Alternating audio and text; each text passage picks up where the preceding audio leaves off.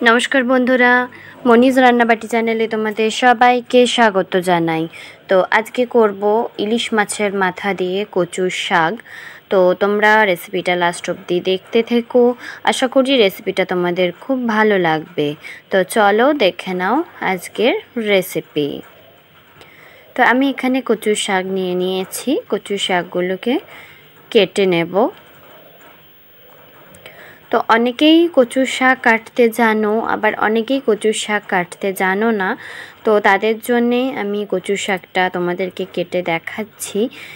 तो देखो आमी किभाबे कचुर शाक काटछि। तो এইভাবে করে আমরা উপরের যে খোলা খোসাটা সেটা আমরা ছাড়িয়ে নেব। তো দেখো আমি এইভাবে খোসাটাকে ছাড়িয়ে নিচ্ছি। তোমরাও ঠিক আমি যেভাবে দেখাচ্ছি ঠিক একইভাবে তোমরা এটাকে ছাড়িয়ে নেবে। তো দেখো এবারে আমি এটাকে এইভাবে করে কেটে নিচ্ছি, ডুমো ডুমো করে এটাকে কেটে নেব।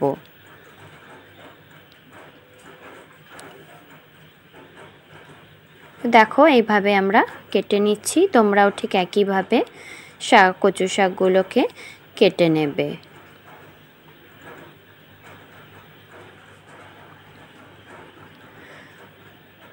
তো বন্ধুরা তোমরা সবাই নিশ্চয়ই রান্নাটা জানো যে কি করে হয়। তো তবুও আমি যেভাবে রান্না করি তো আমি সেইভাবেই তোমাদেরকে দেখানোর চেষ্টা করলাম। তো তোমরা দেখো আমি কিভাবে রান্নাটা করছি।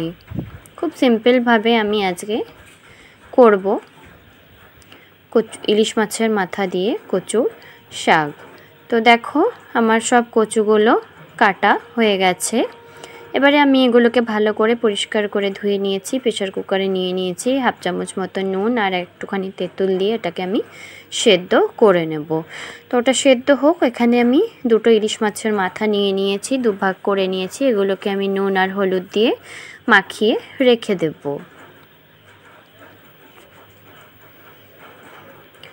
তো দেখো আমি নুন আর হলুদ মাথাগুলোতে মাখিয়ে নিচ্ছি। তো আমার মাখানো হয়ে গেছে। এবারে দেখো যে আমি কচুর শাকগুলো সেদ্ধ করেছিলাম সেগুলোকে হাত দিয়ে চিপে জল ঝরিয়ে আমি নিয়ে নিয়েছি। তো এবারে আমি কড়াই বসিয়ে দিলাম।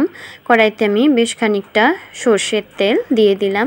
তো বন্ধুরা যেহেতু ইলিশ মাছ সর্ষের তেল তো দিতেই হবে, তো সেই জন্যে আমি সর্ষের তেল দিয়েই রান্নাটা করব। তো দেখো এখানে আমি মাথাগুলো দিয়ে ভালো করে মাথাগুলোকে উল্টে পাল্টে ভালো করে ভেজে নেব।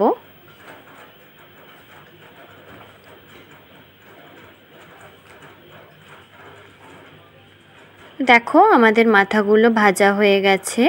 এবারে আমি মাথাগুলোকে নাবিয়ে নেব। তো ওই একই তেলে আমি একটা শুকনো লঙ্কা তেজপাতা ফোড়ন দিয়ে দিয়েছি আর 1 চামচ মতো কালো জিরে ফোড়ন দিয়ে দিয়েছি। তো ফোড়নটা ভালো করে ভাজা ভাজা হয়ে গেলে যে জল ঝরানো কচুর শাকটা আমি সেদ্ধ করে রেখেছিলাম সেটা আমি এখানে দিয়ে দিলাম। তো এটা দেওয়া হয়ে গেলে ভালো করে এটাকে নেড়ে নেবে।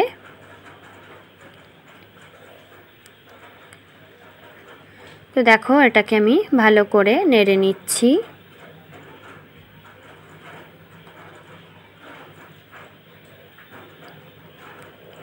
তো দেখতে পাচ্ছ এটা আমার নাড়া হয়ে গেছে। এবার আমি এখানে হাফ চামচ মতো নুন আর হাফ চামচ মতো হলুদ গুঁড়ো দিয়ে ভালো করে আবারও এটাকে মিশিয়ে নেব।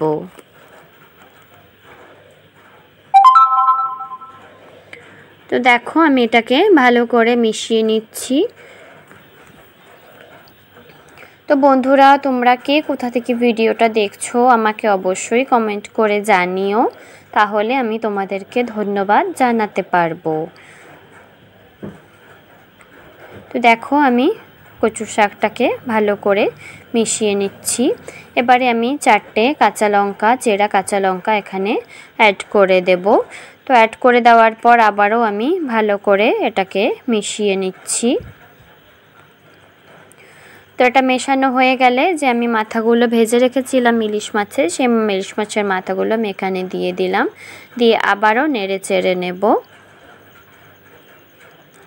ভালো করে এটাকে নেড়ে চেড়ে মাথাগুলোর সাথে মিক্স করে নেব।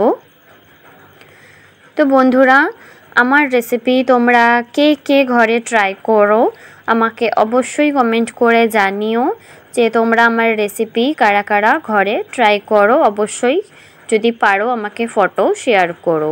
তো এটাকে আমি ঢাকা দিয়ে কিছুক্ষণ জল শুকাতে রেখে দিয়েছি। তো দেখো আমি ঢাকাটা খুললাম, তো এটার জল পুরো শুকিয়ে এসছে, যে জল জলা ভাবটা ছিল তোমরা দেখে আশা করি বুঝতেই পারছো। তো দেখো জলটা পুরো আমাদের শুকিয়ে এসছে, আমাদের কচুর শাক রেডি হয়ে গেছে। তো মাছের মাথাগুলোকে আমি একটুখানি করে ভেঙে দিচ্ছি। তো দেখো কড়াই থেকে পুরো ছেড়ে দিয়েছে। তো যখনই বুঝে যাবে যে কড়াই থেকে ছেড়ে দিয়েছে তখনই ভেবে নেবে যে জলটা পুরো শুকিয়ে গেছে আর তোমাদের কচুর শাক রেডি হয়ে গেছে। তো আমি এখানে খুব সিম্পলভাবে তোমাদেরকে কচুর শাক ইলিশ মাছের মাথা দিয়ে দেখালাম। তো চলো এবারে আমি এটাকে সার্ভ করে নেব। তো দেখতেই পাচ্ছ আমাদের ইলিশ মাছের মাথা দিয়ে কচুর শাক রান্না রেডি হয়ে গেছে। তো ভিডিওটা যদি তোমাদের ভালো লেগে থাকে তো লাইক, শেয়ার, কমেন্ট আর সাবস্ক্রাইব করে আমার পাশে থেকো আর আমার ভিডিও দেখতে থেকো। তোমরা সবাই সুস্থ থেকো, ভালো থেকো, বাই বাই।